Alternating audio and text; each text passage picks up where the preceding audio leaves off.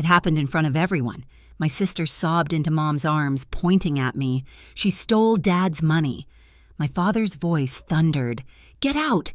Jade loud enough for the neighbors to hear. No one looked at me, not even Mom. I was 16 barefoot on the porch, rain soaking through my shirt, my heart beating louder than his anger. I didn't scream, I didn't beg. I just walked into the dark, clutching the only thing left, my truth. Weeks later, when she bragged about it, someone else heard every word. And that changed everything. Stay with me, it gets louder from here. Back then, we looked like any other family in our quiet Ohio neighborhood, neatly trimmed lawn white porch pumpkins on the steps every fall. From the outside, the Smiths were steady, polite, ordinary. Inside, though, there was always a scale I could never balance. Dad worked long hours at the auto shop and measured worth in obedience. Mom kept the house spotless and hated making a scene. Haley, my little sister, was the soft one. She knew how to cry just enough to melt everyone's heart. And me, I was the quiet achiever, the one who believed love could be earned by doing everything right. I remember Saturday mornings when I'd make pancakes for everyone while Dad read the paper. If Haley burned hers, he laughed and said she's still learning. If I missed a spot on the counter, he sighed like it ruined his day.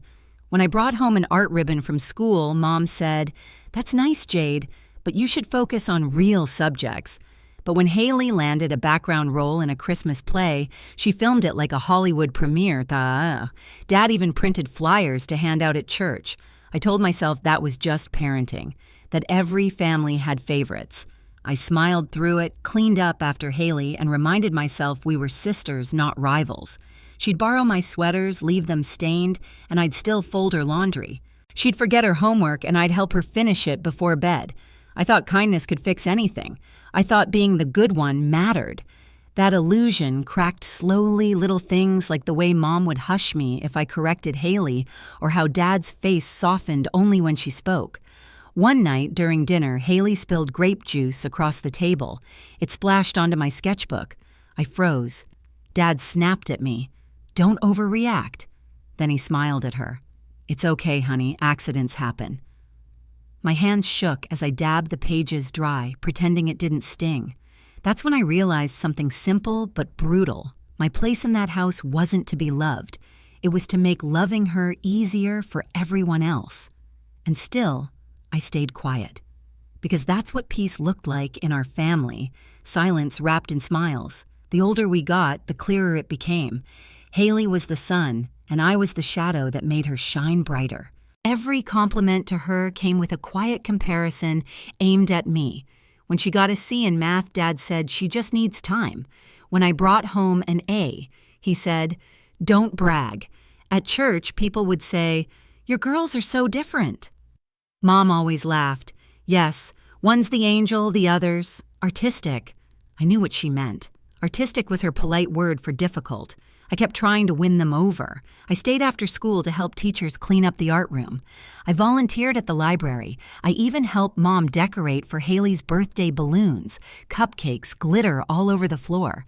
When the guests arrived, Mom pulled me aside and whispered, "Stay out of the pictures, honey. Let her have the spotlight." I nodded, pretending it didn't matter.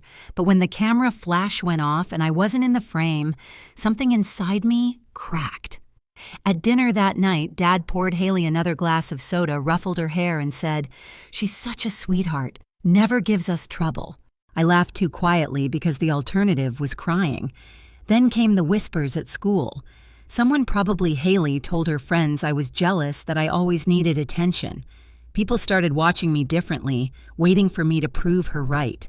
I worked harder to stay invisible. It almost worked until the missing money. It was a Saturday. Dad had been saving for a new car part, cash tucked in an envelope in his desk. I saw him count it once, nearly $200. That evening, Haley came into my room, eyes red. "Dad's furious," she said, voice trembling. "He can't find the money." I stood up alarmed. Maybe he misplaced it. She hesitated, then looked at me the way a snake sizes its prey. "You should talk to him before he finds out." Minutes later, Dad burst into my room, veins visible at his temple. "Where is it?" he barked. I blinked. "What?"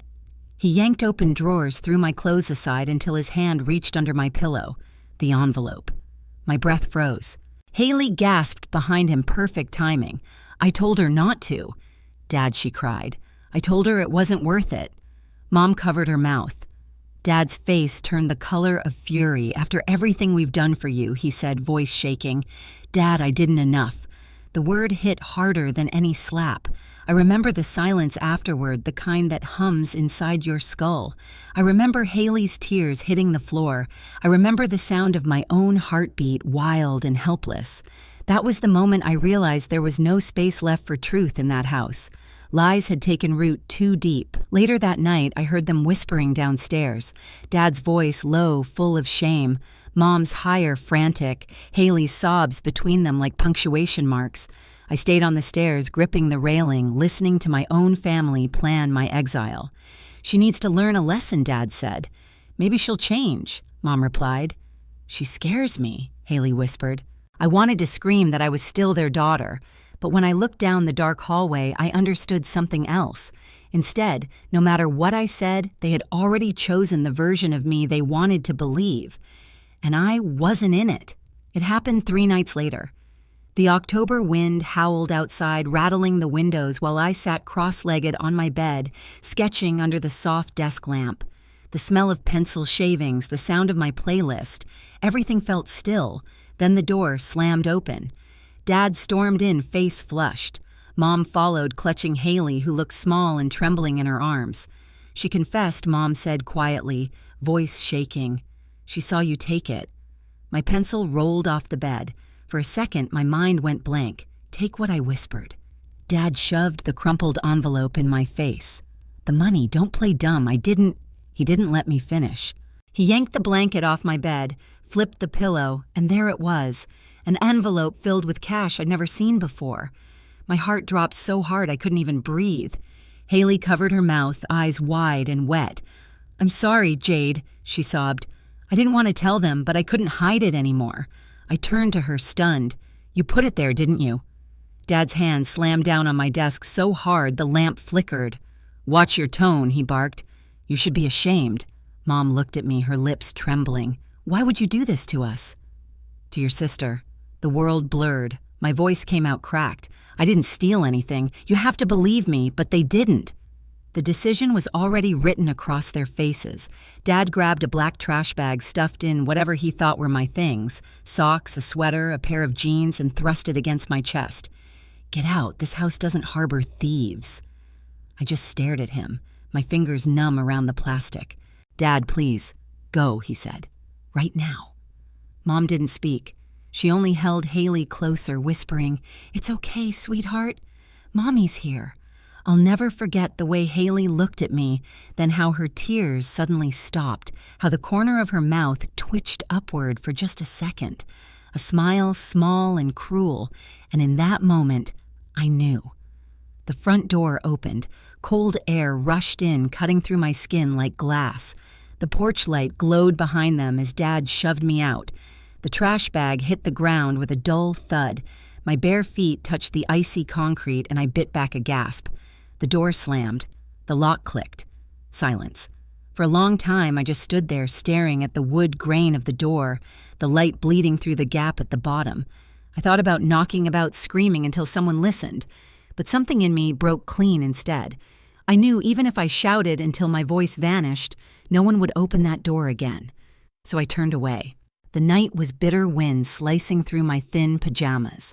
My breath came out in white clouds as I stepped off the porch and onto the street. The asphalt stung like fire under my feet, but I kept walking.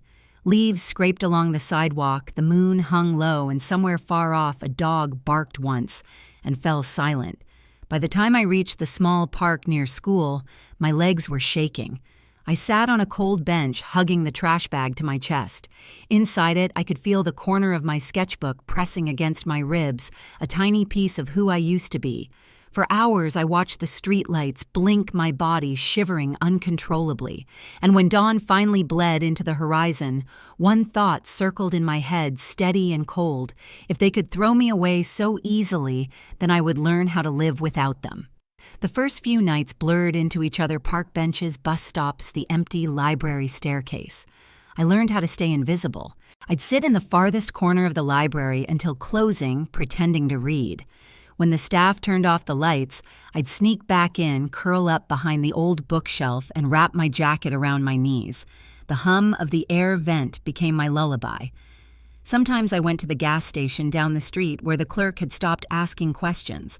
I'd rest my head on the plastic table near the window, the smell of gasoline and burnt coffee thick in the air. Every time the door chimed, I flinched, expecting my father's voice. It never came. Days passed like that quiet, hungry cold, and then one afternoon I saw her, Grandma Maggie, standing outside the library in her gray coat holding a paper bag. "You look like you haven't eaten," she said softly. I froze, terrified she'd scold me, drag me home. But she just handed me the bag, sandwiches, an apple, a folded 20. "Stay where you are, Jade. Let me handle this." I didn't understand what she meant then, but I would. 2 weeks later, I found out she'd gone to a family dinner at her house. My parents were there proud of their good daughter.